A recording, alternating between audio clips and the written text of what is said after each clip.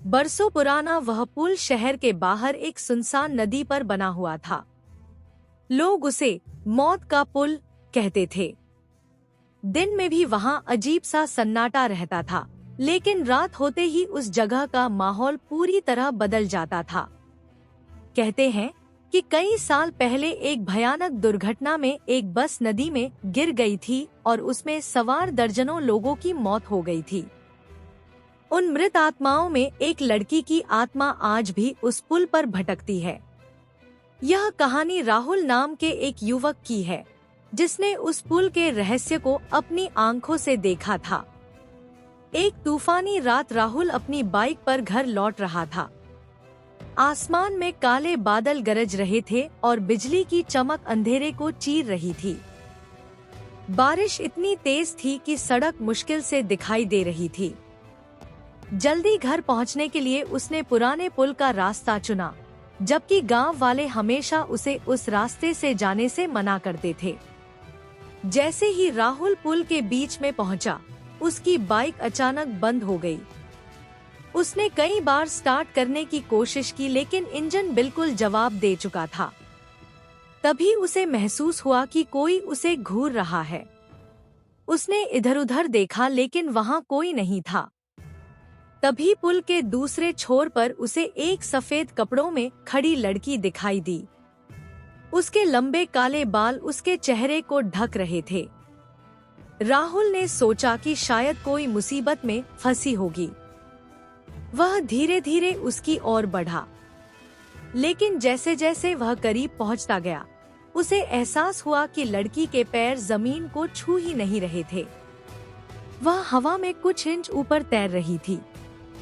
राहुल का गला सूख गया और उसके शरीर में डर की लहर दौड़ गई। तभी लड़की ने धीरे धीरे अपना सिर उठाया। उसके चेहरे पर आंखें नहीं थी, सिर्फ काले गहरे गड्ढे थे जिनसे खून बह रहा था। उसके होंठ फटे हुए थे और चेहरा किसी सड़ी हुई लाश की तरह दिखाई दे रहा था।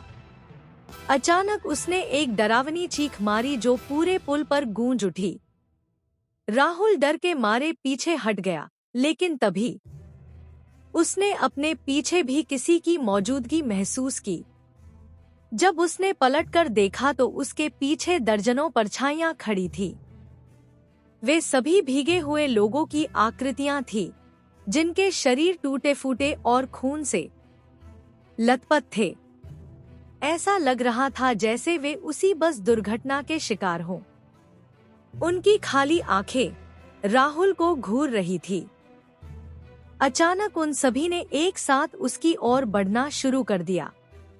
राहुल भागने लगा, लेकिन पुल का अंत ही नहीं आ रहा था। जितना वह दौड़ता, पुल उतना ही लंबा होता जाता। उसकी सांसें तेज हो गईं और दिल जोर जोर से धड़कने लगा। तभी उसे नदी से किसी के रोने की आवाज सुनाई दी।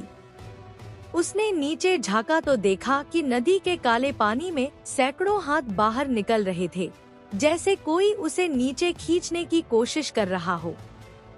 उसी समय एक हाथ पुल की रेलिंग से निकलकर उसके टखने को पकड़ लिया। राहुल जोर से चिल्लाया और खुद को छुड़ाने लगा, लेकिन वह हाथ बर्फ की तरह ठंडा और बेहद मजबूत था। तभी अचानक पुल पर खड़ी वह लड़की उसके बिल्कुल सामने आ गई। उसकी गर्दन अस्वाभाविक रूप से मुड़ी हुई थी और उसके चेहरे पर एक भयावह मुस्कान थी। उसने फुसफुसाते हुए कहा, तुम भी हमारे साथ यहीं रहोगे। उसकी आवाज इंसानी नहीं लग रही थी, बल्कि कई आवाजों का मिलाजुला डरावना स्वर थी।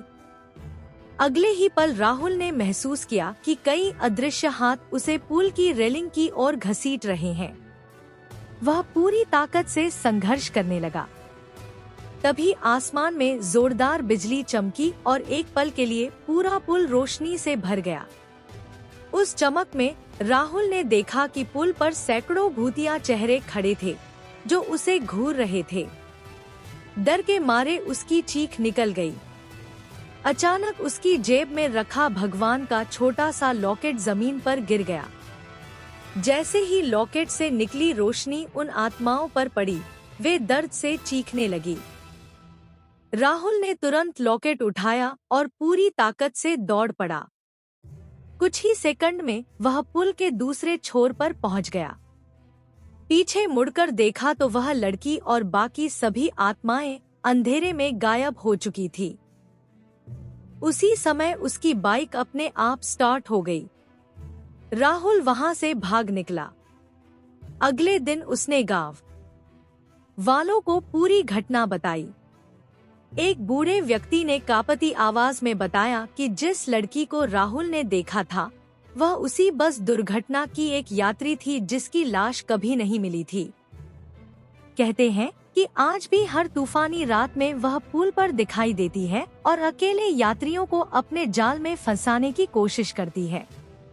कई लोग वहां से गायब हो चुके हैं और उनका कभी कोई पता नहीं चला। अगर कभी आपको किसी सुनसान